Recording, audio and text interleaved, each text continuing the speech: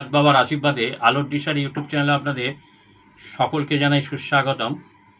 আজকের একটি বিষয় নিয়ে আলোচনা করব। বিষয়টি হলো পরিবেশ প্রতিদিন দূষণ হচ্ছে। এত দূষণ হচ্ছে যে বলার বাইরে।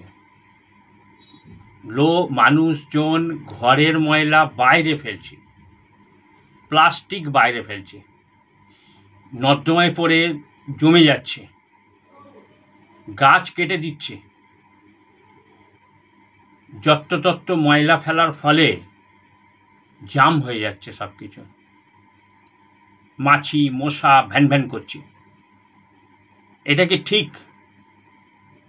এইভাবেই কি আমরা বাঁচব, না আস্তে আস্তে মরার পথে যাব? তাই ভাবুন, দেখতে থাকুন, শুনতে থাকুন,